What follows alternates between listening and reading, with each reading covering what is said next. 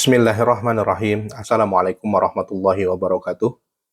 Di video sebelumnya kita telah membahas tentang inna wa akhwatuha. Inna dan saudari-saudarinya yang termasuk eh, isim yang marfu adalah khobarnya inna. Innallaha alimun. Khobarnya inna, lafad alimun itu adalah marfu. Kali ini kita akan membahas lafad inna itu sendiri. Jadi inna itu bisa dibaca inna dan bisa dibaca anna. Kita tahu bahwa saudari-saudarinya inna dibahas di video sebelumnya adalah inna wa anna wa ka'anna wa lakina wa laita wa la'ala ya saudari-saudarinya. Nah, inna ini dan anna ini sebenarnya maknanya sama, tetapi penggunaannya ini disesuaikan dengan keadaannya. Dasarnya ketika dia berada di awal itu dibaca inna, contohnya innallaha wa malaikatahu dan seterusnya.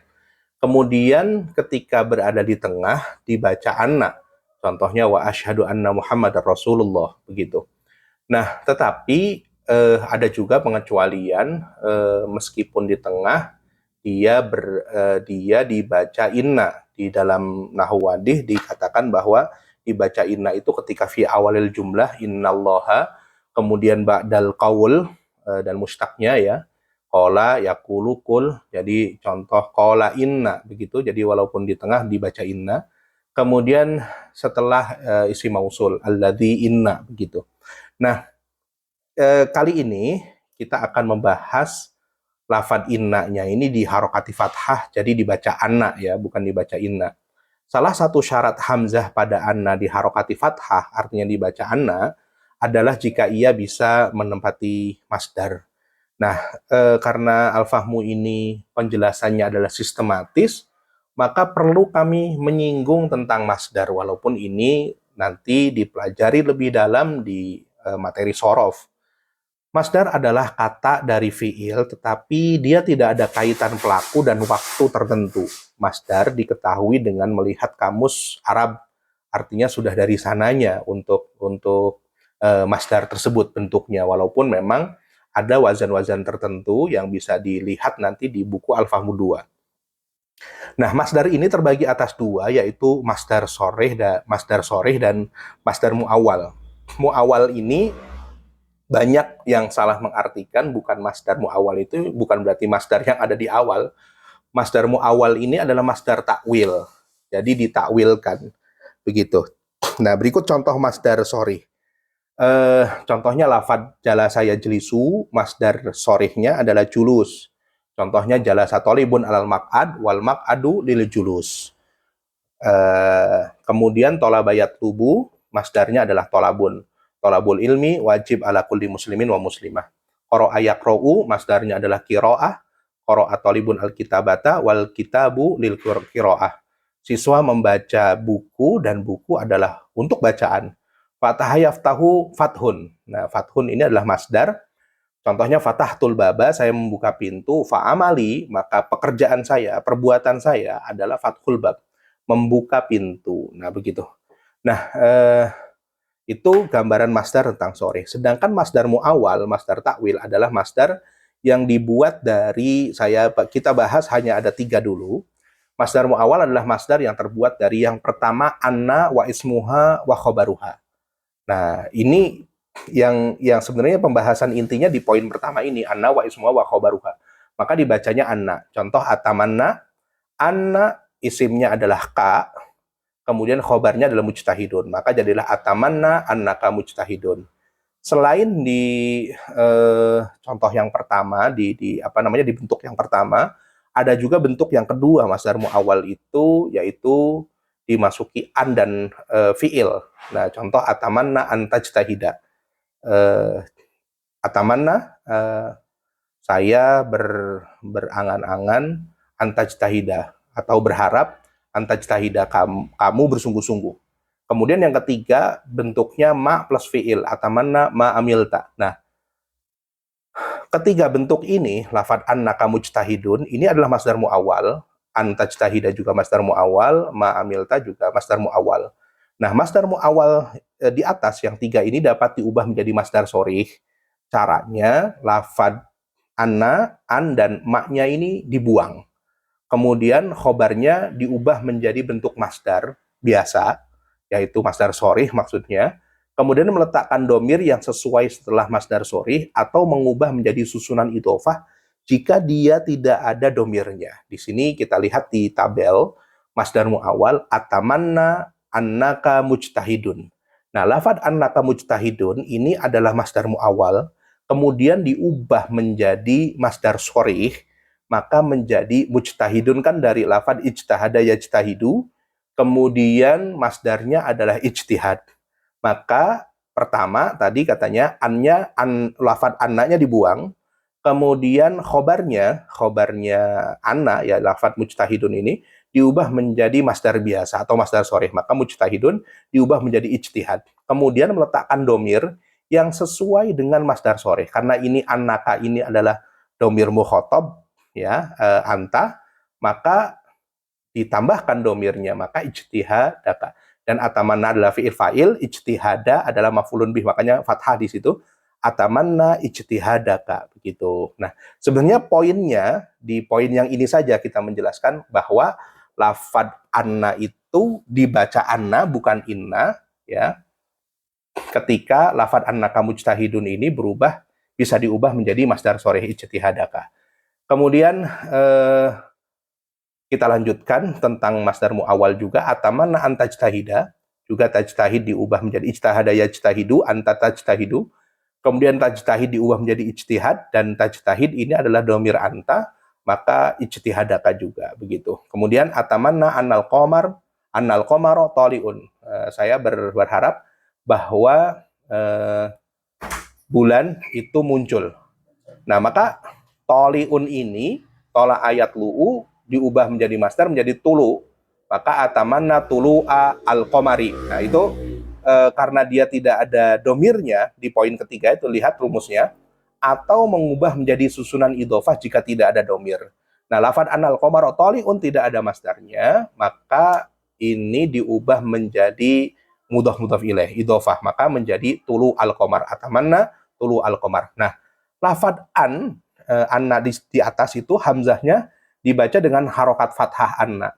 Nah, jika lafad anna pada masdar muawal dapat diubah ke masdar sorih, begitu. Jadi itu gambaran tentang masdar sorih. Kemudian contoh lainnya di masdar muawal, yasurruni annaka muti'un atau ayuti'u, masdarnya adalah ito'ah. Maka kita ubah menjadi muti'un menjadi menjadi masdar sorih ito'ah. Kemudian domirnya adalah ka, ya, maka yasurruni ito'atuka, kepatuhanmu. Jadi ito'atuka, kepatuhanmu, yasurruni, menggembirakanku. Jadi gitu ya. Yasurruni ito'atuka, kepatuhanmu menggembirakanku. Kemudian secara makna dua kalimat ini sama saja sebenarnya maksudnya. Lafad annaka muti'un, hamzah pada lafad anna ini berharokat fathah.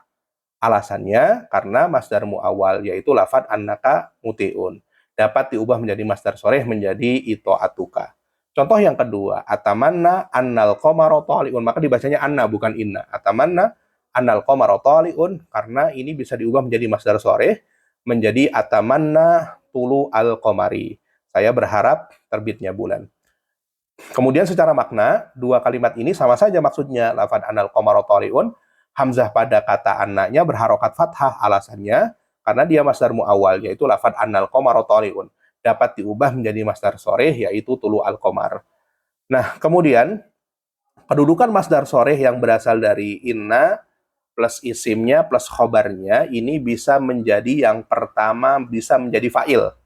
Nah, kita lihat, baca dari sebelah apa ya, dari sebelah kiri ya, fa'il, tapi kemudian kita lihat ke masdar muawalnya di kolom masdar muawal, yu'limuni, menyakitiku, annal ghubara, bahwa debu itu kasirun, banyak, bahwa debu itu banyak. Kemudian kasirun ini kita ubah menjadi masdar menjadi kasroh, ya, kasrotun. Maka yu'limuni kasrotul ghubari. Karena di sini tidak ada domirnya, maka diubah menjadi mudhaf ilaih, kasrotul ghubari. Nah, kalau kita lihat di keterangannya, yu'limu itu adalah fi'il, nunnya adalah nun wiqayah, ya-nya adalah maf'ulun bih. Kemudian kita sudah pernah bahas bahwa di sini seperti gini, yarhamu kumullah begitu. Jadi yarhamu atau alhaqum at-takasur. Alha adalah fiil, kumnya adalah maf'ulun bih, at-takasur adalah fa'ilnya begitu ya. Jadi fa'ilnya ada di belakang.